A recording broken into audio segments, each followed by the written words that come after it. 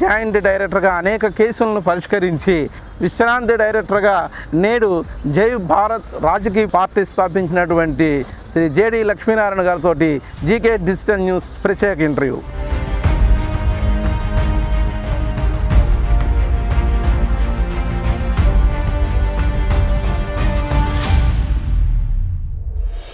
గాలి జనార్దన్ రెడ్డి గారు కానివ్వండి, జగన్మోహన్ రెడ్డి గారు కేసులు చేస్తున్నప్పుడు మీకు ఎటువంటి ప్రెషర్ రావడం కానీ అడ్డగించడం కానీ,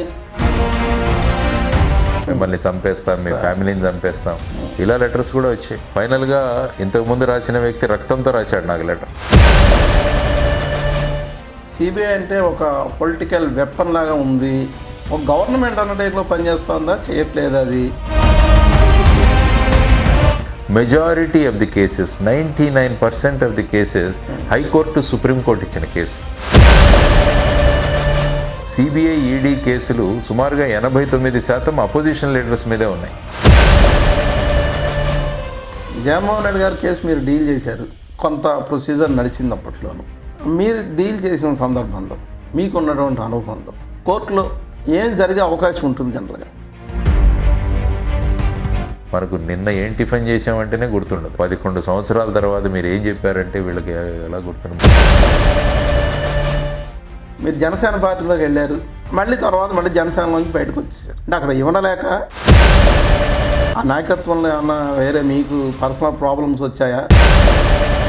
నాయకత్వంలో ఏమన్నా వేరే విషయాల మీద మీరు బయటకు వచ్చేసారు.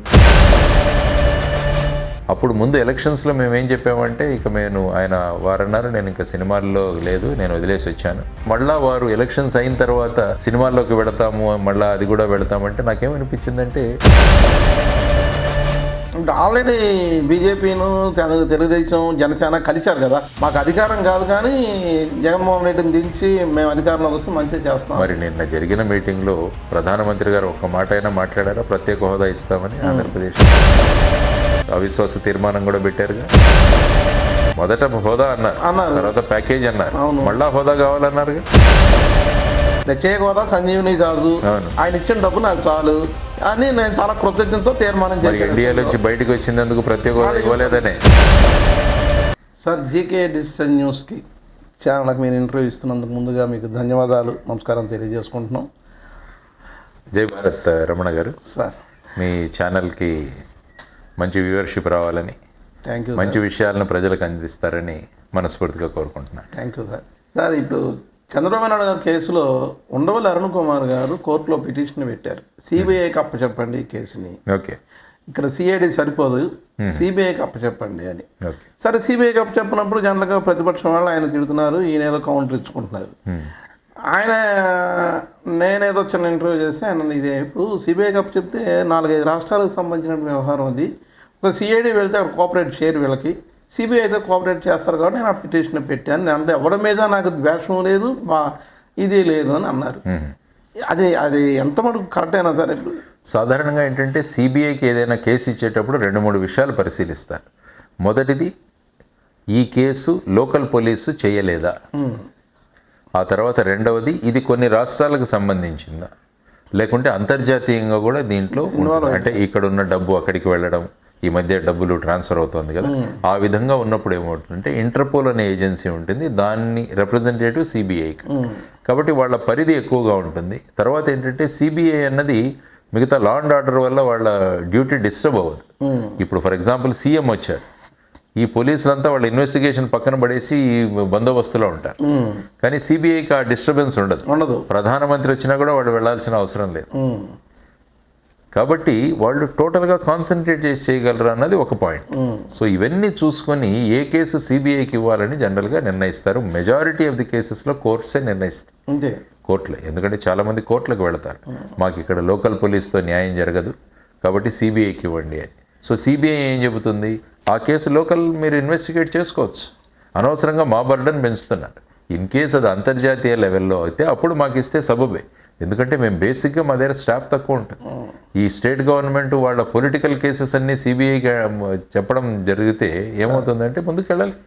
ఎందుకంటే సిబిఐ ప్రతి కేసులో కూడా ఇదే రిప్లై ఇస్తుంది, మా దగ్గర స్టాఫ్ లేరు, ఈ కేసు మీరు మీ దగ్గర ఉన్న స్టాఫ్తో చేయించుకోవచ్చు. ఇక్కడ కూడా ఐపీఎస్ ఆఫీసర్సే ఉన్నారు కదా, డీజీ గారి దగ్గర నుంచి మిగతా వాళ్ళంతా ఉన్నారు, వాళ్ళందరితో కూడా మా అందరికీ ఇన్వెస్టిగేషన్ అందరికీ సమంగా నేర్పించింది. అవునండి. కాబట్టి ఇది రాజకీయ రంగంలో ఉంది కాబట్టి మీరు సిబిఐ చెప్తుందండి, సిబిఐ ఎన్ని కేసులు తీసుకుంటుంది? సో దానికి కూడా there should be checks and balances. Chandrababu Naidu గారు గవర్నమెంట్లో ఒక జీవో పాస్ చేశారు, సిబిఐ వాళ్ళు నా రాష్ట్రానికి రావడానికి వీల్లేదు. అది ఎంత అప్రజాస్వామికం అని చాలామంది అనుకున్నారు. ఒక స్టేట్ గవర్నమెంట్ ఒక చీఫ్ మినిస్టర్ ఒక జీవో పాస్ చేయడం ఏంటి, సిబిఐ నా రాష్ట్రానికి రాకూడదు ఏంటి అనేది ఇది ఎక్కడ ఉంటుందా, జరుగుతుందా? ఇప్పుడు అన్ని కేసులు సిబిఐకి ఇవ్వాలని అంటారు కదా. అప్పుడేమో ఆయన జీవో పాస్ చేశారు, నా రాష్ట్రానికి ఎవరు సిబిఐ రాకూడదు. అందుకనే అన్నాను, ఎప్పుడు కూడా రాజకీయ నాయకులు ఏ పొజిషన్లో ఉన్నారన్న దాన్ని బట్టి వాళ్ళ నిర్ణయం ఉంటుంది. పాలక పక్షంలో ఉంటే వద్దు, అపోజిషన్లో ఉంటే కావాలి. సో ఇది మనం ఆలోచించాల్సి. ఎందుకంటే యాక్చువల్గా సిబిఐ చట్టంలో చూస్తే ఒక రాష్ట్ర ప్రభుత్వం నిర్ణయం తీసుకోవచ్చు. ఎందుకంటే మీరు జస్ట్ రాజ్యాంగం గురించి చెప్తాను, ఎందుకంటే వ్యూవర్స్ కూడా ఉపయోగపడుతుంది. పోలీస్ అన్నది స్టేట్ సబ్జెక్ట్. మన మొత్తం రాజ్యాంగంలో 3 రకాల విషయాలు ఉంటాయి. Union list, state list, concurrent list. Union లిస్ట్లో మొత్తం సెంట్రల్ గవర్నమెంటే చేయాలి. ఫర్ ఎగ్జాంపుల్ రైల్వేస్ మీరు తీసుకుంటే మొత్తం సెంట్రల్ గవర్నమెంట్ దగ్గర ఉంటుంది. Defence central government. అదే స్టేట్కి వస్తే రెవెన్యూ, పోలీస్ అన్నవి స్టేట్. ఎడ్యుకేషన్ ఇలాంటివి కంకరెంట్ లిస్ట్లో ఉంటాయి. కాబట్టి ఇప్పుడు స్టేట్ లిస్ట్లో పోలీస్ ఉంది, ఇన్వెస్టిగేషన్ ఉంది. కాబట్టి రాష్ట్రంలో ఏదైనా ఇన్వెస్టిగేషన్ చేయాల్సిన సంపూర్ణమైన అధికారం స్టేట్కి ఉంటుంది, స్టేట్ గవర్నమెంట్ అంటే స్టేట్లో ఉన్న సంస్థ. కానీ యూనియన్ దగ్గర ఇది లేదు, సెంట్రల్ గవర్నమెంట్ దగ్గర ఇది లేదు. కాబట్టి ఏం చేయాలంటే స్టేట్లు వాళ్లకు పర్మిషన్ ఇవ్వాలి. మీరు మా దగ్గర సిబిఐని మీరు ఉంచి మీరు ఇన్వెస్టిగేట్ చేయొచ్చు అని స్టేట్ అగ్రి అవ్వాలి. దాన్నే కన్సెంట్ అంట. స్టేట్ కన్సెంట్ ఇస్తే తప్ప సెంట్రల్ గవర్నమెంట్ సిబిఐ ఇక్కడ పని చేయలేదు. అప్పుడు ఎప్పుడైతే చంద్రబాబు నాయుడు గారు మీరు అన్నట్టు మాకు ఇక్కడ సిబిఐ వద్దు అంటే వాళ్ళు ఏం చేయాలంటే ప్రతి కేసుకి కూడా గవర్నమెంట్ దగ్గరికి వెళ్ళాలి. మేము ఈ కేసు చేయాలనుకున్నా మీరు పర్మిషన్ ఇవ్వండి. సో ఆ విధంగా జరిగింది అన్నమాట. ఇప్పటికే ఐ థింక్ 5-6 స్టేట్స్లో ఈ జనరల్ కన్సెంట్ లేదు, కేసు బై కేసు వెళ్ళాలి. అదే ఇప్పుడు మళ్ళీ అపోజిషన్ వచ్చినప్పుడు అన్ని కేసులు సిబిఐకి వెళ్ళాలన్నారు, ఇప్పుడు మళ్ళీ కావాలంటున్నారు. అదే కావాలి, అప్పుడు వద్దన్నారు, మళ్ళీ ఇప్పుడు కావాలంటున్నారు. అంటే జై భారత్ పార్టీ తరఫున మీరు కూడా రేపు పొద్దున్న పొలిటికల్ లీడర్గా మారారు. అలాంటి సందర్భంలో ఇలాంటి సిచ్యువేషన్స్ వచ్చినప్పుడు మీకు చాలా పెద్ద టీం ఉంటే కానీ ఏ గవర్నమెంట్ నడవదు. మీ మీద రకరకాల ప్రెషర్స్ వచ్చినప్పుడు జై భారత్ పార్టీలో వాళ్ళే ఏ రకంగా దాన్ని ముందుకు తీసుకెళ్లాలని అనుకుంటున్నారు? నీతిగా, నిజాయితీగా, దీన్ని ఎటువంటి పరిస్థితుల్లోనూ రూల్స్కి డివేట్ కాకుండా న్యాయంగా పరంగా వెళ్ళాలంటానికి ఏది ఏ ఒక్కళ్ళు చేరేది ఇందాక తమరే చెప్పారు. మిగతా ఇంత టీంలో మీ టీం అంతా పర్ఫెక్ట్గా పనిచేస్తుందని, పని చేయాలని మీరు అనుకుంటారు. అలాంటి వాళ్ళనే పెట్టాం అనుకుంటారు. రేపు అధికారం రాగానే మారే అవకాశం ఉంటుంది. అప్పుడు ఎలా ఉంటుంది? ఇప్పుడు అందుకని వాళ్ళందరి దగ్గర బాండ్స్ తీసుకుంటాం. మీరు బాండ్స్ తీసుకుంటారా సార్? తీసుకుంటాం. మేము ఎవరు పార్టీ మారం, మేము నియమాలకు అనుసారంగానే పనిచేస్తాం. ఎలక్షన్ కమిషన్ ఆఫ్ ఇండియా ఏదైతే నిధులు మేము స్పెండ్ చేయొచ్చు అంటే వాటి లోపలే ఉండి మేము ఖర్చు చేస్తాం. ఇవన్నీ కూడా తీసుకుంటాం. ఎందుకంటే మార్పు తీసుకురావడానికి వచ్చింది మేము అందరం కూడా. అది లా అవుతుందా సార్? మనం సెల్ఫ్ రాసుకునే బాండ్ మన మీద ఇంకా ఎక్కువగా ప్రభావం చేస్తుంది. Gentlemen agreement. Yes, it is my commitment. అంతే, నా కమిట్మెంట్ కాబట్టి నేను చేయాలి. సపోజ్ దాన్ని ఉల్లంఘిస్తే పార్టీ డిసిప్లిన్ యాక్షన్స్ ఉంటాయి, అందులో ఉంటాయి. డెఫినెట్ ఉండకపోతే ఇంకో ఆశయాలకి. ఎందుకంటే ఎంత మనం చేసినా కూడా ఎవరో ఒక బ్లాక్ షీప్ ఉంటుంది ఆర్గనైజేషన్. అదే. సో వాటి మీద చేసుకోవడానికి డిసిప్లిన్ యాక్షన్ ఉంటుంది. అది అధ్యక్షుడికి పవర్ కూడా ఉంటుంది. మీరు జనసేన పార్టీలోకి వెళ్ళారు, విశాఖపట్నం నుంచి పోటీ చేశారు. సరే, గెలుపోవటములు భగవద్ నిర్ణయం, ప్రజాభిప్రాయం. మళ్ళీ తర్వాత మళ్ళీ జనసేనలోంచి బయటకు వచ్చేసారు. అంటే అక్కడ ఇవ్వలేక ఆ నాయకత్వంలో ఏమన్నా వేరే మీకు పర్సనల్ ప్రాబ్లమ్స్ వచ్చాయా? నాయకత్వంలో ఏమన్నా వేరే విషయాల మీద మీరు బయటకు వచ్చేసారు? నేను అప్పుడే చెప్పాను, యాక్చువల్గా 2018లో మేము ఒక పార్టీ పెట్టాలనే అనుకున్నాం. కానీ ఆ సమయంలో ఒక పార్టీ ఉంది, వాళ్ళు కూడా జీరో బడ్జెట్ పాలిటిక్స్ దీని గురించి మాట్లాడుతున్నారు. అంటే ఆల్రెడీ ఎస్టాబ్లిష్డ్ పార్టీ ఉంది కాబట్టి అక్కడికి వెళదామని జాయిన్ అవ్వడం జరిగింది నేను. సో ఆ తర్వాత ఎలక్షన్స్ అయిపోయాయి మీరు అన్నట్టు. చాలామంది ప్రజలు పాజిటివ్గా స్పందించారు. సుమారుగా ఐ థింక్ 18 లక్షల ఓట్లు వచ్చినాయి అనుకుంటా జనసేన పార్టీకి. నాకు వ్యక్తిగతంగా ఇక్కడ 2,89,754 ఓట్లు వచ్చాయి. సో చైతన్యవంతమైన సమాజాన్ని చూడగలిగాం. ఎస్, మీరు అన్నట్టు గెలుపు ఓటములు కాదు కానీ ప్రజల్లో ఎంత చైతన్యం తెస్తున్నామన్నది కూడా రాజకీయ పార్టీల యొక్క ప్రధానమైన బాధ్యత. సో అది అయిన తర్వాత ఏమైందంటే వారు మళ్ళా అప్పుడు ముందు ఎలక్షన్స్లో మేము ఏం చెప్పామంటే ఇక వారన్నారు నేను ఇంకా సినిమాల్లో లేదు, నేను వదిలేసి వచ్చాను, నేను నా క్యాంపెయినింగ్లో కూడా నేను కూడా ఉద్యోగం వదిలేసి వచ్చానని నేను చెప్పాను. కాబట్టి ఆ విధంగా వెళుతున్నప్పుడు మళ్ళా వారు ఎలక్షన్స్ అయిన తర్వాత సినిమాల్లోకి వెళతాము, మళ్ళీ అది కూడా వెళతామంటే నాకేమనిపించిందంటే politics is a full time job. So అటు ఇటు చేయలేమని చెప్పేసి మరి రాజకీయ పరంగా ముందుకు ఎలా వెళుతుందో అన్న సంశయంతో నేను అప్పుడే బయటకు వచ్చేసాను దాని నుంచి. ఆ తర్వాత మళ్ళీ ప్రజల్లో ఉండడం, తర్వాత మన ఆశయాలను తీసుకువెళ్ళడానికి ఒక పార్టీ ఉంటే బాగుంటుందన్న ఉద్దేశంతో జై భారత్ నేషనల్ పార్టీ ముందుకు తీసుకెళ్ళడం జరుగుతుంది. ఇప్పుడు ఈ ఎన్నికల్లో పోటీ చేస్తారా సార్? ఇప్పుడు 24 సార్వత్రిక ఎన్నికల్లో 24 సార్వత్రిక ఎన్నికల్లో పోటీ చేస్తుంది జై భారత్. జై భారత్కి గుర్తు కేటాయించడం గుర్తు వచ్చింది మాకు, బ్యాటరీ టార్చ్ లైట్ గుర్తు, ప్రజలకు దారి చూపించడానికి, వాళ్ళ దారిలో వెలుగు చూపించడానికి మాకు బ్యాటరీ వచ్చింది. మంచి సింబల్ వచ్చింది మాకు. అంటే స్టేట్ అంతా అసెంబ్లీ 175లో 175లో మేము క్యాండిడేట్లు చాలామంది అప్లై చేసుకుంటున్నారు. ఇప్పటికే ఆల్రెడీ చాలామందికి కోఆర్డినేటర్స్, కన్వీనర్స్గా వాళ్ళని పోస్ట్ చేసాం, వాళ్ళ ప్రచారం జరుగుతుంది. మేబీ రాబోయే ఒక 3-4 రోజుల్లో మేము కూడా క్యాండిడేట్స్ లిస్టు, తర్వాత మేము ఒక 10 పార్టీలతో కలిసి ఏపీ యునైటెడ్ ఫ్రంట్ అని కూడా ఏర్పాటు చేసాం. సో మేమందరం కలిసి ఒక జట్టుగా ముందుకు వెళదాం అనుకున్నాం. వీటన్నిటి వయబిలిటీస్ చూసి త్వరలో మా లిస్టు కూడా ప్రకటించబోతున్నాం. అంటే ఆ లిస్టులో డబ్బుతో సంబంధం లేకుండా చూస్తారండి? ఎంత లక్షాధికారా, కోటీశ్వరుడా క్యాండిడేట్ అనేది చూడండి. మాకు క్యాండిడేట్స్ వచ్చిన తర్వాత మీరు చూస్తారు. ఇప్పుడే చిన్న ఉద్యోగాలు చేసుకున్న పిల్లలు, యూత్, సమాజంలో ఏదైతే చేయాలన్న భావనలు ఉన్నవాళ్ళు, వీళ్ళందరినీ కూడా ఓపెన్గా చెప్పాం. మేము వాళ్ళకి చెప్పింది అంతే, మీ దగ్గర మెయిన్గా ఎలక్షన్ కమిషన్ నియమించాను. ఐ థింక్ అసెంబ్లీకి 40 లక్షలు అనుకుంటాను, పార్లమెంట్ కాబట్టి 80-85 lakhs. ఆ పరిధి లోపలే మనం ఖర్చు పెట్టాలి. ఈవెన్ అది కూడా ఖర్చు పెట్టాల్సిన అవసరం ఉండదు మీకు. సోషల్ మీడియాని వాడుకోండి, తర్వాత చిన్న పోస్టర్లు, ప్యాంప్లెట్లు. మోస్ట్లీ మేము దేనికి ఇస్తున్నామంటే ప్రతి ఓటర్ని కలవడం, ఇంటింటికి వెళ్ళి కలవడం, మన భావజాలాన్ని వాళ్ళకి చెప్పడం, మనలో ఉన్న సిన్సియారిటీని వాళ్ళకి తెలియజేయడం. కాబట్టి మేము కూడా ఉన్నాము ఈ దీంట్లో. లేకుంటే ఏదైనా ఈ పార్టీ ఆ పార్టీ, మరి వేరే ప్రత్యామ్నాయం లేదా? Is there no third alternative? Congress party ఇప్పుడు శర్మిల గారు అధ్యక్షుడితో ముందుకు తీసుకొస్తాను మళ్ళీ కాంగ్రెస్ పార్టీని. ఆ ప్రభావం ఉండదు అంటారా స్టేట్ మీద? ఉండొచ్చు, డెఫినెట్గా ఉంటుంది. ఎందుకంటే పార్టీని రివైవ్ చేయాలనుకుంటున్నారు వాళ్ళు. అక్కడ కూడా సెంట్రల్ గవర్నమెంట్ చూస్తే వాళ్ళు ఇండియా కూటమి కూడా తయారు చేశారు. అందులో రకరకాల పార్టీలు వచ్చి ఇండియా కూటమి. ఎందుకంటే 1977లో కూడా జనతా ఎక్స్పెరిమెంట్ జరిగింది. లోక్నాయక్ జయప్రకాష్ నారాయణ గారి ఆధ్వర్యంలో అన్ని పార్టీలు కలిసి ఒక ఫ్రంట్ తయారు చేసి, ఇప్పుడు కూడా కాంగ్రెస్ వాళ్ళు ఇండియా INDIA విత్ డాట్స్ వాళ్ళ దాంతో ఫర్ ట్రాన్స్ఫర్మేషన్ వాళ్ళు చేస్తున్నారు. ఎవరి ప్రయత్నాలు వాళ్ళు జరిగి, ఎలక్షన్స్ అనేవి మొనోపలి కాదు, మేము పార్టీ కాబట్టి మేమే రావాలన్న ధీమా వీళ్ళు. 175, 160 ఇవన్నీ 400 ఇవన్నీ మాట్లాడుతున్నారు కదా. అదంతా ఆ ప్రమాదంలో ప్రజాస్వామ్యం వెళుతుందన్న ఉద్దేశంలో ఇలాంటి పార్టీలన్నీ కూడా కలిసే ప్రయత్నాలు కూడా జరుగుతున్నాయి. అంటే ఆల్రెడీ బీజేపీను, తెలుగుదేశం, జనసేన కలిశారు కదా. ఇది ఏదో మేము లోకం కోసం కలుస్తున్నాము, సమాజం కోసం కలుస్తున్నాము, మా ముగ్గురం కలుస్తున్నాము, మాకు అధికారం కాదు కానీ జగన్మోహన్ రెడ్డిని దించి మేము అధికారంలోకి వస్తే మంచిగా చేస్తాం. మరి నిన్న జరిగిన మీటింగ్లో ప్రధానమంత్రి గారు ఒక్క మాట అయినా మాట్లాడారా ప్రత్యేక హోదా ఇస్తామని ఆంధ్రప్రదేశ్కి? అసలు ఆల్రెడీ ఇవ్వనని చెప్పారు కదా, ముగిసిన అధ్యాయం అని కూడా ఒకప్పుడు చెప్పారు కదా. మరి ఈయన చంద్రబాబు గారు మాకు ప్రత్యేక హోదా రావాలని చెప్పి ఆయన మీద అవిశ్వాస తీర్మానం కూడా పెట్టారుగా.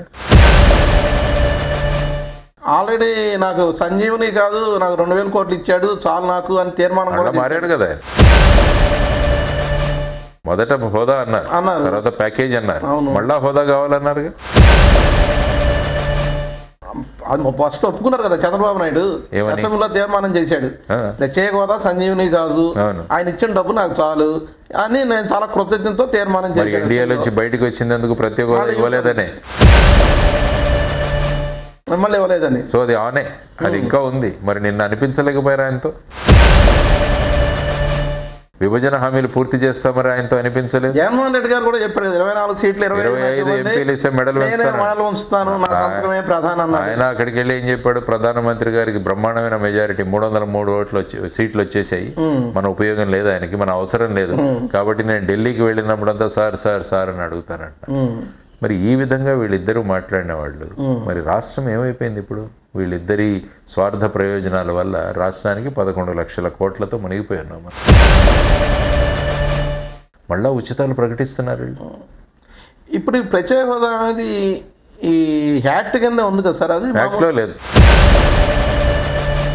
యాక్ట్లో లేదండి. అది రాజ్యసభలో చర్చలప్పుడు వచ్చిన విషయం, అంతేగాని దానికి అప్పుడు యాక్చువల్గా అప్పుడు ప్రధానమంత్రి మన్మోహన్ సింగ్ గారు అన్నారు, ఎందుకంటే హైదరాబాద్ అంతా అక్కడికి వెళ్ళిపోయింది, ఇక్కడ రెవెన్యూ సోర్సెస్ లేవు, దానివల్ల మేము 5 సంవత్సరాలు ప్రత్యేక హోదా ఇస్తామని ఆయన అనౌన్స్ చేశారు.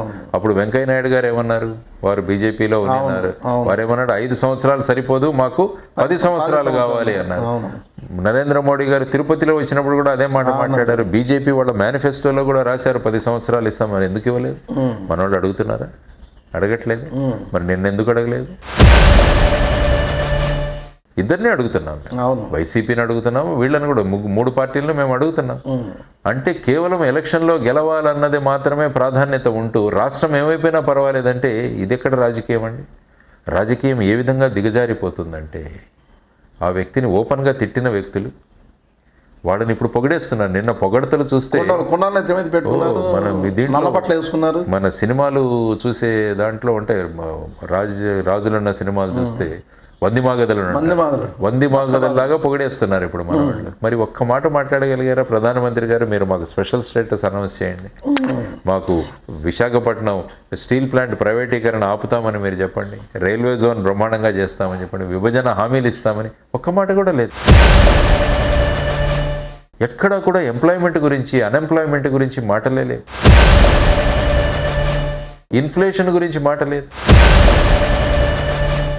3 నెలల క్రితం కందిపప్పు 110 రూపాయలు కొంటే ఇప్పుడు 170 రూపాయలు కొనాల్సి వస్తుంది. దాని గురించి మాట్లాడరే? ఆంధ్రప్రదేశ్లో ఉన్నంత రేటు పెట్రోల్ డీజిల్కి దేశంలో ఎక్కడా లేదు. మరి దాని గురించి మాట్లాడరు. మరి ఇవన్నీ మాట్లాడరు. ఎప్పుడు కూడా మాకు 400 రావాలి, మేము అధికారంలోకి రావాలి, ఇవే తప్ప సమస్యల గురించి మాట్లాడట్లేదు, ఇష్యూస్ గురించి మాట్లాడట్లేదు. వీళ్ళెవరు కూడా మాట్లాడలేదు. ప్రజల సెంటిమెంట్స్తో, భావోద్వేగాలతో ఆడుకోవడానికి ప్రయత్నిస్తున్నారు వీళ్ళంతా కూడా. దాన్ని ప్రజలకు చెప్పడానికే వచ్చింది జై భారత్ నేషనల్ పార్టీ. రమ్మనండి వీళ్ళందరినీ, నిరుద్యోగ సమస్య గురించి మాట్లాడుకుందాం. ఆయన అన్నారు కదా సంవత్సరానికి 2 కోట్ల ఉద్యోగాలు ఇస్తామని. ఎన్ని ఇచ్చామో చెప్పండి. రైతుల ఆదాయాన్ని రెట్టింపు చేస్తామన్నాం. రండి డిస్కషన్. రారు.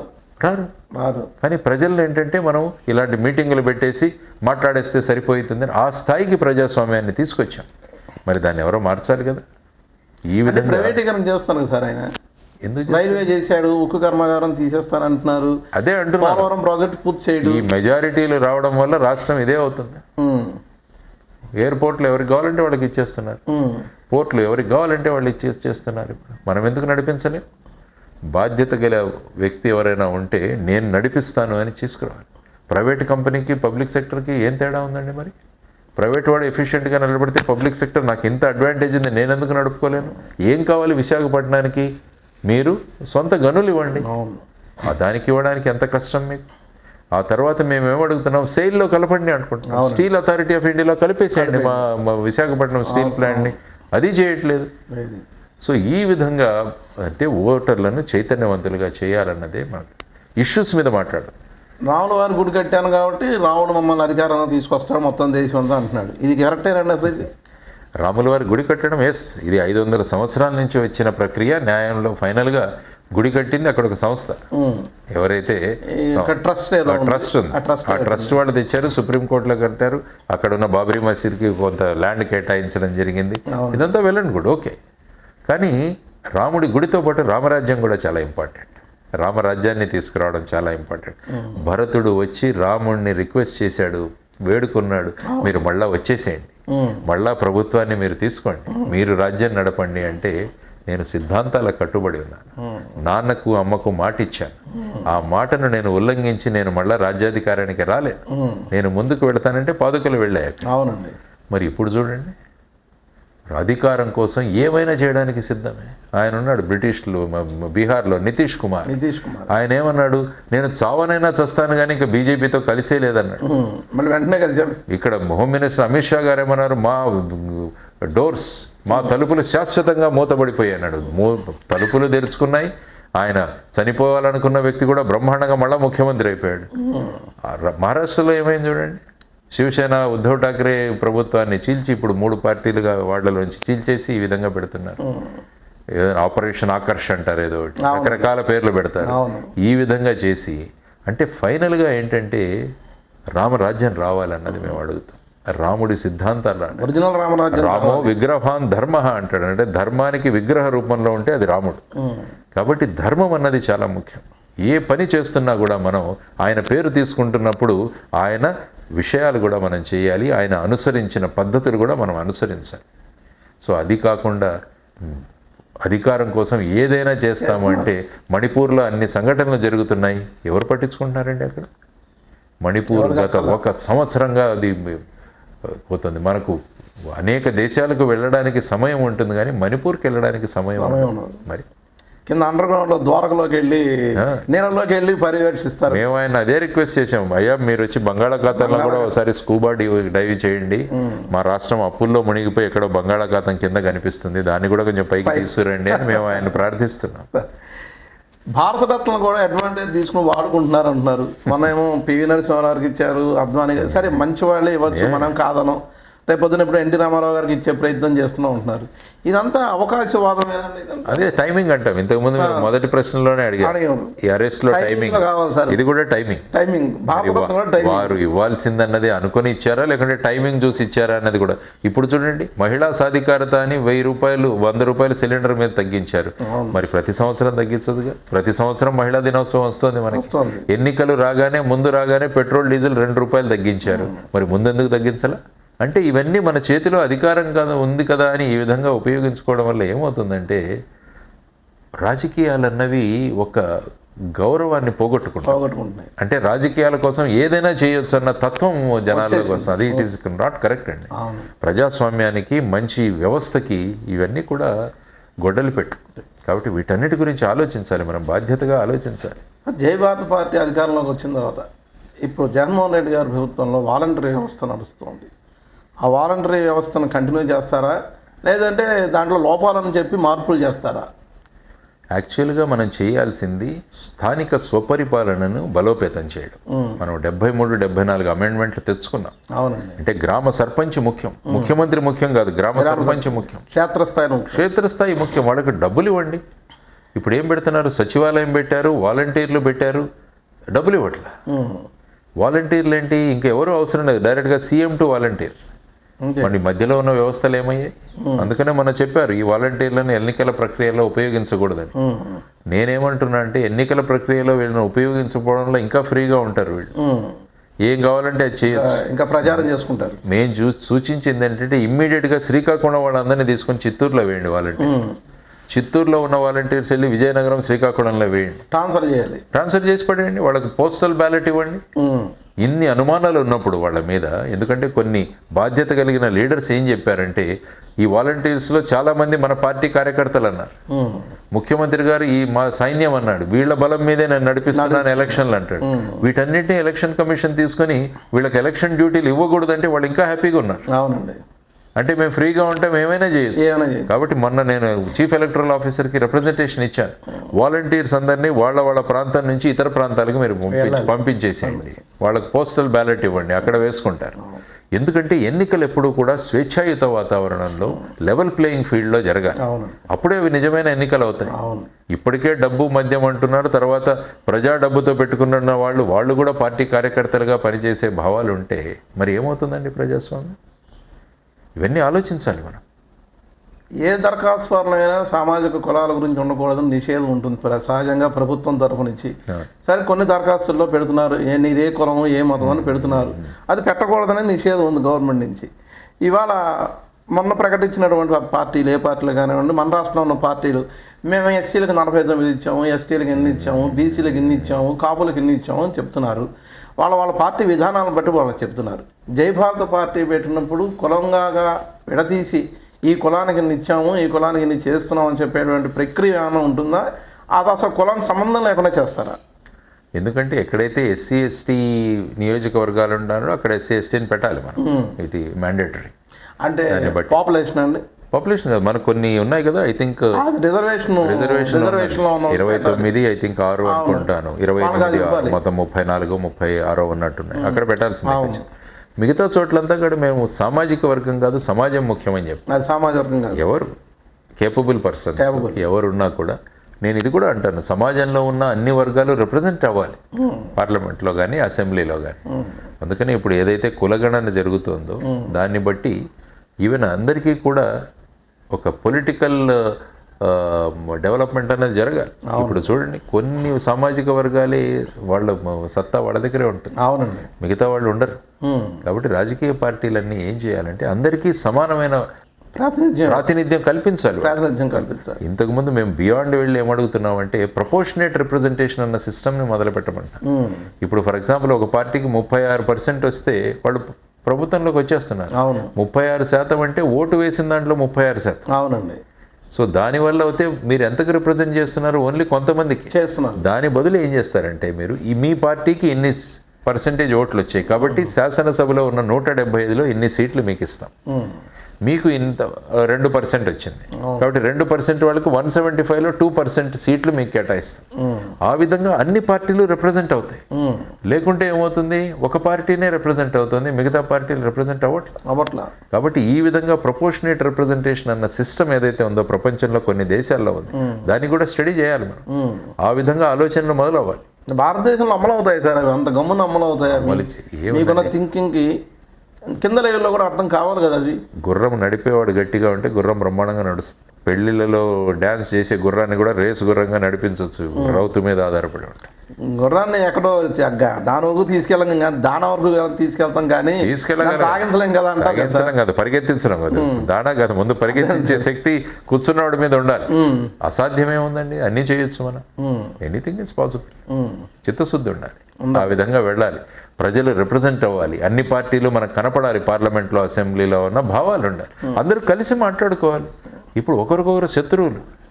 మొన్న చూస్తే పార్లమెంట్లో ఎప్పుడో నన్ను చూస్తుంటే డిస్కషన్లు, మనం ఒక పార్టీ ఎంపీ నిలబడి మాట్లాడుతుంటే మన దగ్గర ఉన్న ఇంకో పార్టీ ఎంపీ వాడిని తిడుతున్నాడు, ఆ ఎంపీని ఆయన తిడుతున్నాడు. ఇదేంటండి, మనం నవ్వుల పాలు అయిపోతున్నాం. చూడండి, ఆంధ్రప్రదేశ్ నుంచి వస్తున్న ఒక ఎంపీ మాట్లాడుతుంటే అదే పార్టీకి చెందిన వేరే పార్టీకి చెందిన ఎంపీ అతన్నే తిడుతున్నాడు. ఏమవుతుంది ఫైనల్గా?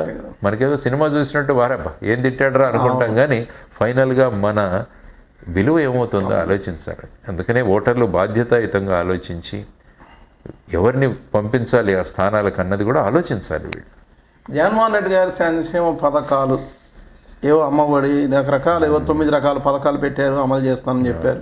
సరే, ఎవరికి అమలు అవుతున్నాయి అది ఆ పథకాల వల్లనే నేను గెలుస్తానే ధీమా అని అందరూ అనుకుంటున్నారు.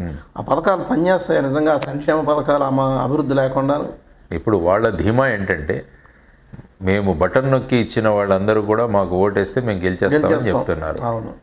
మరి దీన్ని అడ్డుకోవాలంటే అందరూ ఓటేయాలి. అందుకని నేను అన్నాను, గెలిచే వాళ్ళు ఎవరు కూడా ఓట్లు వేసేవాళ్ళ వల్ల గెలవట్లేదు, ఓటు వేయకుండా ఉన్నవాళ్ళ వల్ల గెలుస్తున్నారు. కాబట్టి ఈ విధంగా మీరు మారాలి అంటే రాష్ట్రంలో రోడ్లు చూడండి ఎంత దారుణంగా ఉన్నాయి. రాష్ట్రంలో మీరు మెయిన్ నేషనల్ హైవేస్ వదిలేస్తే మిగతా వెళ్ళాలంటే ఎంత ఇబ్బంది అండి. వీళ్ళు ఏం చెప్తున్నారంటే యాక్సిడెంట్లు ఎక్కువ అవుతాయి కాబట్టి రోడ్లు ఇలా ఉంటే బాగుంటాయంట. ఇది ఎవరో మాట్లాడుతుంటే విన్నాను. విచిత్రమైన జస్టిఫికేషన్. ఆ విధంగా చేస్తే ఎంతమందికి ఉద్యోగాలు వస్తున్నాయండి? ఇప్పుడు ఉద్యోగాలు ఎంతమందికి చూడండి, యువతరం అంతా ఎటంటో అటు వెళ్ళిపోతారు. మరి వాళ్ళ ఉద్యోగాలు ఎవరు చూస్తారు? వాటి గురించి ఎక్కడ మాటలు లేవే. తర్వాత రైతులు ఏ పరిస్థితిలో ఉన్నారు, ఇవన్నీ కూడా మనం ఆలోచించాలి. ఎప్పుడు కూడా మేము బటన్ నొక్కాము, డబ్బులు ఇచ్చాము, మళ్ళా ఆపోజిషన్ పార్టీ తెలుగుదేశం అంతకన్నా ఎక్కువ ఇస్తామంటున్నారు. ఒక అబ్బాయికే ఒక అమ్మాయికే అమ్మఒడి ఇస్తే మేము పిల్లలు ఎంతమంది ఉంటే అంతకు అమ్మఒడి ఇస్తామంటున్నారు. వాట్ ఈస్ దిస్ అండి? మొన్న లాయర్ నేస్తాం అన్న దానికి వాడు 3,000 3,500 ఇస్తున్నాం, మేము 7,500 ఇస్తామంటారు. అంటే ఏంటిది? అంటే డబ్బులు పంచేయడమేనా గవర్నమెంట్ అంటే?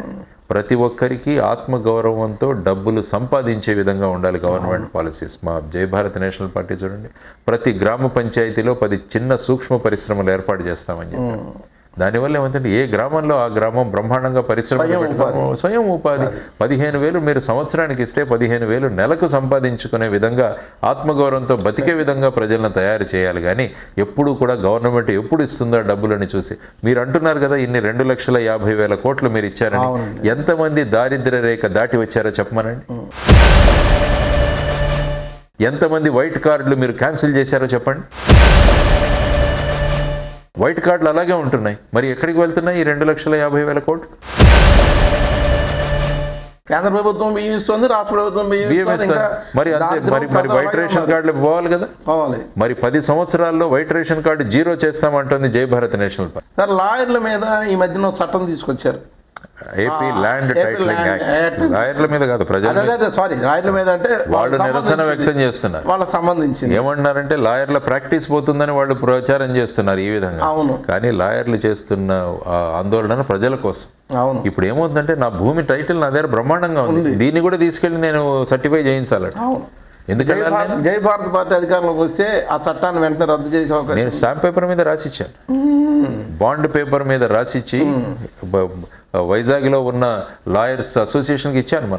ఆ లెటర్ చెప్పాను, ఇచ్చాను, రెడీ అయింది, వాళ్ళకి ఇస్తున్నాను. ఎస్. సో ఫస్ట్ చట్టాన్ని రద్దు అవుతుంది, ఆ యాక్ట్ తీసేద్దాం. అది నా ప్రజలకు ఇబ్బందికరమైన చట్టాన్ని ఎందుకు తీసుకురావాలండి? మొత్తం భారతదేశంలో ఈ చట్టాన్ని ప్రవేశపెట్టాలని నీతి ఆయోగ్ పెడితే ఓన్లీ ఆంధ్రప్రదేశ్ రాష్ట్రంలో అమలు చేస్తున్నారు, గుజరాత్లో కూడా అమలు చేయాలి. మనోళ్ళు వెంటనే చేశారు. ఎందుకంటే పైన వాళ్ళ నోటి నుంచి ఒక మాట రాగానే ఫస్ట్ ఇంప్లిమెంట్ అయింది ఆంధ్రప్రదేశ్. ఆ విధంగా ఉన్న పరిస్థితుల్లో మరి ఏం చేయాలి? ఒక థర్డ్ ఆల్టర్నేటివ్ రావాలి, రాష్ట్రానికి రావాలి, కొత్త ఆలోచన మొదలు పెట్టాలి. పంపించండి మమ్మల్ని, మీ గొంతులు వినిపిస్తామంటున్నాము అసెంబ్లీలోను, పార్లమెంట్లోను.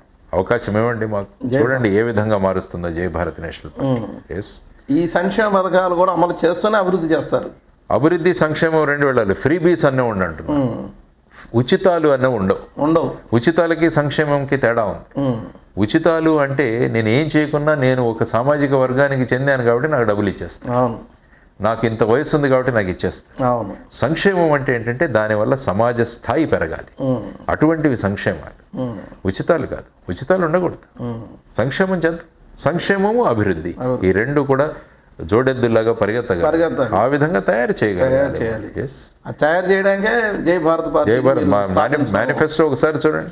ప్రతి నియోజకవర్గానికి సంవత్సరానికి 100 కోట్లు అంటున్నాం. అంటే ఒక్కొక్క నియోజకవర్గానికి 5 సంవత్సరాల్లో 500 కోట్లు వస్తాయి. అంటే మొత్తం రాష్ట్రం డెవలప్ అవుతుంది. లేకుంటే ఎమ్మెల్యే నాకు ముఖ్యమంత్రి తెలుసంటే ఆ ఫండ్స్ అక్కడికి వెళ్తాయి. మరి అపోజిషన్ వాళ్ళని ఎవరైనా ఎన్నుకుంటే ఆ నియోజకవర్గాన్ని పట్టించుకోరు. ప్రతి నియోజకవర్గం కూడా అభివృద్ధి చెందాలన్నది కాన్సెప్ట్, ప్రతి పంచాయతీ అభివృద్ధి చెందాలన్నది మా కాన్సెప్ట్, ప్రతి జిల్లాలోనూ ఒక మంచి బ్రహ్మాండమైన హాస్పిటల్ ఉండాలన్నది మన కాన్సెప్ట్. విద్యా వైద్యం మీద మినిమం ఖర్చు ఉండేటట్టు చేసే విధంగా జై భారత్ నేషనల్ పార్టీ ఆలోచిస్తాం. విద్యా వ్యవస్థలో కూడా నాడు నేడు అని చెప్పి గవర్నమెంట్ నాడు నేడు చేశారు. వాళ్ళు ఇంగ్లీష్ను ప్రోత్సహించాలి, అందరికీ పెద్ద కన్ఫ్యూషన్. ఇప్పుడు పిల్లలు చూస్తుంటే ఏంటంటే ఇంగ్లీషు రావట్లేదు, తెలుగు రావట్లేదు. ఆ విధంగా ఉన్నప్పుడు మళ్ళీ IB సిలబస్ అనేది తెచ్చారు అక్కడ. అందుకనే నేషనల్ ఎడ్యుకేషన్ పాలసీలో స్పష్టంగా చెప్పారు 8వ తరగతి 5వ తరగతి వరకు, వీలైతే 8వ తరగతి వరకు స్థానిక భాషలో పెట్టండి, మదర్ టంగ్ మాతృభాషలో పెట్టండి, వాడుక భాషలో పెట్టండి. మీరు ఒకసారి నోబెల్ ప్రైజెస్ అనలైజ్ చేస్తే 96% నోబెల్ ప్రైజ్ వచ్చిన వాళ్ళందరూ కూడా చిన్నతనంలో వాళ్ళ మాతృభాషలో చదువుకున్న వాళ్ళు. ఇవన్నీ ఉన్నాయి, అయినా కూడా ఇంగ్లీష్ మీడియం. ఇప్పుడు మేము తెలుగు చక్కగా చదువుకున్నాం కాబట్టి ఇప్పుడు ఇంగ్లీష్ మాట్లాడగలను. నేను 5 భాషలు మాట్లాడతాను. దానికి ప్రధానమైన కారణం అంటే నాకు తెలుగు బాగా వస్తుంది కాబట్టి, నా మాతృభాష మీద నాకు పట్టు ఉంది కాబట్టి నేను ఏ భాషనైతే నేర్చుకోగలను. అది నేను నా ఓన్ ఎక్స్పీరియన్స్తో నేను చెప్తానన్నా. సో ఇది ఆలోచించాలండి. Let us see. అదేండి, జై భారత్ పార్టీ తరఫున అన్ని రకాలు అమలు చేస్తూ ఉంటున్నారు. అక్కడ వరకు ఓకే. అయితే ఇందాక మనం అనుకున్నట్టుగా పార్టీ అధికారంలోకి రావడానికి కొన్ని మినిమం సీట్లు రావాల్సిన అవసరం ఉంది. ఇందాక మీరు 175 కూడా పోటీ చేసే అవకాశం ఉంది అని అంటున్నారు. కాబట్టి ఎన్ని సీట్లు కనుక వస్తే ఆ మ్యాజిక్ ఫిగర్ అవుతుంది? ఒకవేళ మ్యాజిక్ ఫిగర్ మీరు దగ్గరగా వస్తే ఈవెన్ టీడీపీతో కానీ జనసేనతో కానీ వైఎస్ఆర్సీపీతో కానీ మీరు మ్యాజిక్ ఫిగర్గా దగ్గరగా వస్తే వాళ్ళని కలుపుకునే అవకాశం ఏమైనా ఉందా అధికారం చేపట్టడానికి? మంచి అధికారం రావాలంటే ఆంధ్రప్రదేశ్లో మనం లీడ్ చేయాలి ఖచ్చితంగా. కుమారస్వామి ఫార్ములా మీకు ఉంది ఇక్కడ. కర్ణాటకలో వచ్చే 30 సీట్లు వచ్చాయి. అవునండి. అని వాళ్ళు ముందుకు తీసుకెళ్ళగలిగారు రాష్ట్రం. చూద్దాం రాబోయే కాలంలో. మా కాన్ఫిడెన్స్ ఏంటంటే మేమే రాగలమన్నది మా కాన్ఫిడెన్స్. ఓకే, కానీ మ్యాజిక్ ఫిగర్ కోసం తగ్గితే ఈ వైఎస్ఆర్సీపీని కానీ జనసేన కానీ టీడీపీ కానీ బీజేపీ కానీ కలుపుకుంటుందా? చూద్దాం ఆ క్షణంలో. ఇంకా ఆ స్టేజ్ అది. ఎందుకంటే మేము స్వయంగా మేము రాగలమన్న ధీమాతో ఉన్నాం మేము. ఆ క్షణంలో వస్తే పార్టీ గురించి డిస్కస్ చేద్దాం. అదర్వైజ్ ఏముంది, మళ్ళీ ఎన్నికలు జరుగుతాయి. అంతేనండి, మళ్ళీ ఎన్నికలు జరుగుతాయి. రాజధాని ఎక్కడ ఉండాలి సార్? ఇప్పుడు విజయవాడ అని చంద్రబాబు నాయుడు గారు గవర్నమెంట్లో జరిగింది కాదు, 3 రాజధానులు ఏం చెప్పారు, ఏది ఎవరికి ఏమి కన్ఫ్యూజన్లో ఉన్నారు. జై భారత పార్టీ రాజధాని ఎక్కడ ఉంటుంది? విజయవాడ ఉంచుతారా? రాజధాని స్పష్టం, మనం అందరం కలిసి నిర్ణయించాం. శాసనసభలో కూడా రిజల్యూషన్ తీసుకున్నాం, అది అమరావతి. జై భారత్ నేషనల్ పార్టీ ఏమంటుందంటే ఈ రాష్ట్రంలో 175 అభివృద్ధి రాజధానులు ఉండాలంటున్నాం. ఒక్కొక్క నియోజకవర్గం ఒక్కొక్క అభివృద్ధి రాజధాని అవ్వాలి. ఏముందండి, రాజధాని అంటే కొన్ని బిల్డింగ్లు వస్తాయి. మనం అంతా కలిసి హైదరాబాద్లో పెట్టడం వల్లనే కదా ఈ మొత్తం ఇచ్చింది మనకు. కాబట్టి ప్రతి జిల్లాను అభివృద్ధి చేద్దామంటాను, ప్రతి నియోజకవర్గాన్ని అభివృద్ధి చేద్దామంటాను. అది నిజమైన అభివృద్ధి. ఇప్పుడు హైకోర్టు కూడా మేమేమంటున్నాం, ఒక బెంచ్ విశాఖపట్నంలో ఉండాలి, ఒక బెంచ్ కర్నూలులో ఉండాలి. కాబట్టి ఏంటి, ప్రజల సమస్యలు తీరిపోతాయి. Full bench Vijayawada, full bench మన అమరావతి, మిగతాది ఒక బెంచ్ విశాఖపట్నం, ఒక బెంచ్ కర్నూలు పెడితే ఏమవుతుంది, ఈజీగా ప్రజలు అటు ఇటు రావాల్సిన అవసరమే ఉండదు. సో ఆ విధంగా ఆలోచించాలి. కానీ దీన్ని మొత్తం రాజధాని చుట్టూ 3 రాజధానులు అంటారు, మళ్ళీ విశాఖపట్నంలో వచ్చి ప్రమాణ స్వీకారం చేస్తానంటారు. రకరకాల అంటే ఇప్పుడు ఏంటంటే బేసిక్ ఇష్యూస్ పక్కన పెట్టేసి ఇటువంటి విషయాల మీద డిస్కషన్ జరిగితే అన్ఎంప్లాయ్మెంట్ గురించి మాట్లాడరు, రోడ్ల పరిస్థితి గురించి మాట్లాడరు. ఇది బ్రహ్మాండంగా ఉంది. 3 రాజధానులు ఆయన ఇక్కడ ప్రమాణ స్వీకారం చేస్తారట. వీటితోనే దే ఆర్ వెరీ హ్యాపీ. అందుకనే ఇటువంటి కాంట్రవర్షియల్ ఇష్యూస్ ఇష్యూ చేసి మళ్ళా 10 సంవత్సరాలు మాకు హైదరాబాదే రాజధాని కావాలని ఇంకొక విషయం లేవదెత్తారు ఒకరు. సార్, ప్రత్యేక హోదా వస్తే రాష్ట్రానికి ఇస్తే, మీరు మీ పార్టీ అధికారంలోకి వస్తే ప్రత్యేక హోదా వస్తే ఎటువంటి అద్భుతాలు జరుగుతాయి సార్? ఇప్పుడు ఉన్నదానికన్నా ఎక్కువ ఏం అద్భుతాలు? 1-2 ఎక్కువ అక్కలేదు సార్, 1-2 అద్భుతాలు. ప్రత్యేక హోదా వస్తే ఏమవుతుంది రాష్ట్రానికని మీరు ముఖ్యంగా గమనిస్తే, ప్రత్యేక హోదా వస్తే ఇక్కడ అనేక ట్యాక్సులు తగ్గుతాయి. Excise duty, customs duty, income tax, corporate tax ఇవన్నీ తగ్గుతాయి. దానివల్ల ఏమవుతుంది, పరిశ్రమలు వస్తాయి, మనకు ఉద్యోగం పెరుగుతుంది. హిమాచల్ ప్రదేశ్ చూడండి, బద్దీ అనే జిల్లా ఉంది, అన్ని ఫార్మాసిటికల్స్ అక్కడే తయారవుతాయి మనకి. ఎందుకంటే అక్కడ రాయితీలు ఉన్నాయి. ఆ తరువాత కేంద్ర ప్రభుత్వం ఏదైతే పథకాలు ఉన్నాయో, మామూలు రాష్ట్రంలో అయితే 60% కేంద్ర ప్రభుత్వం భరిస్తే 40% రాష్ట్ర ప్రభుత్వం భరిస్తుంది. అదే ప్రత్యేక హోదా వస్తే 90% కేంద్రం భరిస్తే 10% మాత్రమే రాష్ట్రం భరించాల్సి ఉంటుంది. ఆ తర్వాత అనేక రాయితీలు. తర్వాత వచ్చేసి ఏమవుతుందంటే, ఈ సంవత్సరం 100 కోట్లు నాకు వస్తే అందులో 100 కోట్లు వస్తే నాకు 50 కోట్లు ఖర్చు పెడితే మిగతా రాష్ట్రాల్లో ఈ 50 కోట్లు నేను సరెండర్ చేయాలి. ప్రత్యేక హోదా ఉంటే దాన్ని వచ్చే సంవత్సరంలో నేను ఉపయోగించుకోవచ్చు. ఇలా రకరకాల రాయితీలు ఉన్నాయండి. ప్రత్యేక హోదా రావాలి, రాష్ట్రానికి రావాలి. అంటే కేంద్రపాలిత ప్రాంతాలను కొన్నిటిని అంటూ ఉంటాం. ఇప్పుడు మన కాకినాడ దగ్గర యానాం అని కేంద్రపాలిత ప్రాంతం, దాంట్లో కూడా ఈ ఎగ్జంప్షన్స్ అన్ని ఉంటాయి సహజంగాను, కొన్ని ఎగ్జంప్షన్స్. అంటే వాళ్ళు ఏమన్నారంటే 14th ఫైనాన్స్ కమిషన్ అన్నది ప్రత్యేక హోదా ఇవ్వద్దు అని చెప్పిందని వీళ్ళంతా బూటకం మాటలు చెప్తున్నారు. కేంద్ర ప్రభుత్వం మన వాళ్ళు నమ్మేస్తున్నారు. అందుకనే నేను చెప్పాను, 15వ finance commission chairman NK Singh అన్నవారు పోర్ట్రేట్స్ ఆఫ్ పవర్ అనే పుస్తకంలో బ్రహ్మాండంగా రాశాడు. 228వ పేజీ, కావాలంటే పుస్తకం కొనుక్కొని చదవండి. అందులో ఆయన ఏమన్నారంటే 14వ ఫైనాన్స్ కమిషన్ ఎక్కడా కూడా చెప్పలేదు రాష్ట్రానికి స్పెషల్ స్టేటస్ ఇవ్వకూడదు అని. ఇప్పటికీ కేంద్ర ప్రభుత్వం కావాలంటే ఆంధ్రప్రదేశ్కి ప్రత్యేక హోదా ఇవ్వచ్చు అని చెప్పారు. ఎక్కడ ఉన్నాయి సార్ ప్రత్యేక హోదా? ఇండియాలో ఏ రాష్ట్రంలో? ఈశాన్య రాష్ట్రాలు ఉన్నాయిగా, ఉత్తరాంచల్ ఉంది, వాటికి ఉంది. 2027వ సంవత్సరం వరకు ఇచ్చున్నారు వాటి ఈశాన్య రాష్ట్రాలు ఉన్నాయి. కానీ సౌత్ ఇండియా పట్ల ఈ వివక్షత మిగతా అడుగుతున్నాయి. అంటే మీరు ఒడిస్సా అడుగుతున్నారు, రాజస్థాన్ అడుగుతున్నారు, బీహార్ అడుగుతున్నారు స్పెషల్ స్టేటస్ ఇవ్వమని. అడగడం వేరు, మీరు పార్లమెంట్ లో డిస్కస్ చేశారు, మా గురించి పార్లమెంట్ లో డిస్కస్ చేశారు. మీరు 5 అంటే 10 అన్నారు మీరు. మరి ఎందుకు ఇవ్వరు? రీహాబిటేషన్లో ఇది లేదన్నారు కదా, మామూలు యాక్ట్ ఏమైతే రాలా, యాక్ట్లో పెట్టలేదు చేశారు. అందుకనే కాంగ్రెస్ను కూడా మేము అదే అడుగుతున్నాం. మీరైతే స్పెషల్ స్టేటస్ తెచ్చారు అన్నారు, మరి దాన్ని చట్టంలో ఎందుకు పెట్టలా? మీరు ఇమీడియట్గా రాజ్యసభ నుంచి లోక్సభకు తీసుకువెళ్ళి చట్టంలో పెట్టింటే ఈ బాధలు ఉండేవి కాదు కదా. మళ్ళీ ఇప్పుడు కాంగ్రెస్ వచ్చి మేము ప్రత్యేక హోదా ఇస్తామని అంటున్నాం. అప్పుడే కండిషనల్ లెటర్ ఇవ్వచ్చు కదా సార్. టీడీపీ జనసేన లేదనుకున్నప్పుడు టీడీపీ, పీఆర్పీ, కాంగ్రెస్ వీళ్ళందరూ కూడా మేము విడదీయడానికి అభ్యంతరం లేదు, కానీ ప్రత్యేక హోదా మాకు గ్యారంటీగా చట్టం చేసి ఇవ్వండి మేము ఇస్తామని అనొచ్చు కదా. ఈ రాజకీయ పార్టీ అన్నారు కదా. ఈవెన్ 4 సార్లు అవకాశం దొరికిందండి. 4 సార్లు మనకు ప్రత్యేక హోదా తెచ్చుకోవడానికి అవకాశం. సిటిజన్షిప్ అమెండ్మెంట్ బిల్లు ప్రవేశపెట్టినప్పుడు, రాష్ట్రపతి ఎన్నికప్పుడు, ఉపరాష్ట్రపతి ఎన్నికప్పుడు, ఢిల్లీ సివిల్ సర్వీసెస్ బిల్లు ప్రవేశపెట్టి ఈ 4 సార్లు మనవాడు చెప్పిండొచ్చుగా, మాకు ప్రత్యేక హోదా ఇస్తే తప్ప ఆ బిల్లులు సపోర్ట్ చేయము, మీ రాష్ట్రపతి అభ్యర్థిని సపోర్ట్ చేయమని. ఏం లేదు, మనవాడు చేతులు ఎత్తడమే పని. కాబట్టి ఏమనుకుంటుంది సెంటర్లో, ఈ రాష్ట్రంలో ఎవరు అధికారం వచ్చినా కూడా, ఎవరు ఎంపీలైనా కూడా మాకు వెంటనే చేతులు ఎత్తుతారని ఆ విధమైన భావాలతో మనల్ని చూస్తున్నారు. దురదృష్టకరం. సార్ మీరు ఎక్కడి నుంచి పోటీ చేస్తారు సార్ జై భారత్ పార్టీ? నేను విశాఖపట్నం నార్త్ కాన్స్టిట్యున్సీ నుంచి పోటీ చేస్తున్నాను. ఈసారి నేను అసెంబ్లీలో కాన్స్టిట్యూట్ చేస్తున్నాను. విశాఖపట్నం నార్త్ అని మా టీం డిసైడ్ చేసింది. కాబట్టి నా అభ్యర్థిత్వాన్ని ప్రకటించమని వాళ్ళు చెప్పారు. మిగతా వాళ్ళు త్వరలో ప్రకటిస్తారు. వాళ్ళు విశాఖపట్నం నార్త్ నుంచి మీరు అసెంబ్లీకి పోటీ చేస్తాను. Congratulations sir. Thank you. Anakapalli ఆపారు, అనకాపల్లి నుంచి సార్ పోటీ చేస్తారు. నిన్న మొన్న నుంచి కొద్దిగా అనకాపల్లి వైఎస్ఆర్సీపీ పార్టీ ఆపింది ఒకే ఒక్క సీట్ 175లో. మీకోసం ఆపారు అని ఆయన రకరకాలు చెప్తారు. సోషల్ మీడియా ఇదే కదా మంచి మసాలా. సోషల్ మీడియాలో బ్రహ్మాండంగా చూస్తారు. వ్యూస్ 5 లక్షల వ్యూస్ వచ్చేస్తాయి వెంటనే పెడితే. ఎవరో అన్నారు నేను వైఎస్ఆర్సీపీ విశాఖపట్నం నుంచి కూడా పోటీ, ఎందుకంటే నేను జగన్మోహన్ రెడ్డి ప్రభుత్వంలో చేసిన నాడు నేడును మెచ్చుకున్నాను కాబట్టి నేను వైజాగ్ నుంచి ఎంపీగా పోటీ చేస్తున్నాను. అది కూడా వచ్చింది సోషల్ మీడియాలో. ఇలా రకరకాలు నడుస్తున్నాను. నన్ను రోజు ఒక పార్టీలో జాయిన్ చేసేవాళ్ళు ఇంతకుముందు. కాబట్టి నేషనల్ పార్టీ పెట్టిన తర్వాత ఎవరు చేయలేదు, కానీ మీరే కొత్తగా అనకాపల్లి అంటున్నారు. ఆపారు సార్ 175 ఆపారు. ఆపారు సార్. చివరిగా మీరు ఇచ్చేటువంటి మెసేజ్ రాజకీయంగా యువతకి ప్రత్యేక హోదాల గురించి 2 minutes మీ మెసేజ్ ఇస్తే. రాజకీయాలు ఎప్పుడు కూడా ప్రతి పార్టీ మీద రెస్పాన్సిబిలిటీ ఏంటంటే రాజకీయాల స్థాయిని పెంచాలి.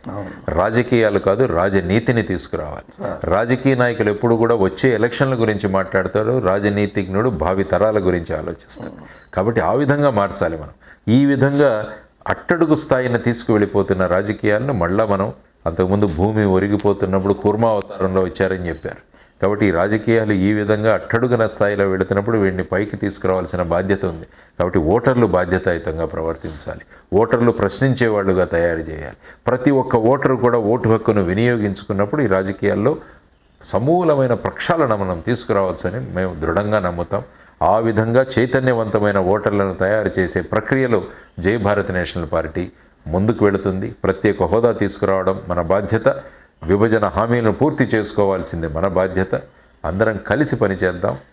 ఈ విభేదాలు, ఈ ప్రజలను డివైడ్ చేయడం, మతమని, కులమని, ప్రాంతమని, ఈ విధంగా ఒకరికొకరు భేదాలు చేసుకుంటూ, అందుకనే గుర్రం జాషువా గారు బ్రహ్మాండంగా అన్నాడు, మానవత్వం లేనివాడు మతం మాట్లాడతాడు, గుణం లేనివాడు కులం మాట్లాడతాడు, పస లేనివాడు ప్రాంతం గురించి మాట్లాడతాడు అన్నారు. మనమంతా కూడా ఒక కుటుంబం అంటారు గుర్రం జాషువా. ఆ విధమైన వాతావరణాన్ని సృష్టించాల్సిన బాధ్యత మనందరి మంది. ఆ బాధ్యత జై భారత్ నేషనల్ పార్టీ భుజస్కంధాల మీద తీసుకుంటుందని నేను మీ ద్వారా ఓటర్లకు తెలియజేస్తున్నాను. నేషనల్ ఫ్లాగ్కి దగ్గరగా ఉంటుంది మీ ఎజెండా, మీ జెండా. అది ఎలా ఉంటుంది? మా పార్టీనే జై భారత్. కాంగ్రెస్ పార్టీ ఏంటి, నేషనల్ ఫ్లాగ్ మీద హస్తం ఉంటుంది. మా దీని మీద జై భారత్ పార్టీ అని ఉంటుంది. ఎస్, ఇంకా మాలో ఉన్న దేశం పట్ల ఉన్న భక్తిభావము, మా దగ్గర ఉన్న పేట్రియాటిజం, ఇవన్నీ కూడా చూడాలి. అందుకని జాతీయ జెండా ఒక్కసారి జై భారత్ అన్నామంటే సంకుచిత భావాలన్నీ కూడా ఎగిరిపోతాయి. ఒక్కసారి జాతీయ జెండాలో ఉన్న రంగులు చూస్తే మనిషి యొక్క ఆలోచన విధానం కూడా మారుతుంది. ఎందుకని ఆ దిశగా తీసుకెళ్తున్నాం మేము ముందుకి. సార్, ప్రత్యేకంగా జీకే డిజిటల్ న్యూస్ అడగగానే సమయం కేటాయించి ఇంటర్వ్యూ ఇచ్చినందుకు మరొకసారి ధన్యవాదాలు తెలియజేసుకుంటూ జీకే డిజిటల్ న్యూస్ చూస్తున్న ఇంటర్వ్యూల కోసం సార్ నమస్కారం. Thank you very much. జై భారత్ రమణ గారు.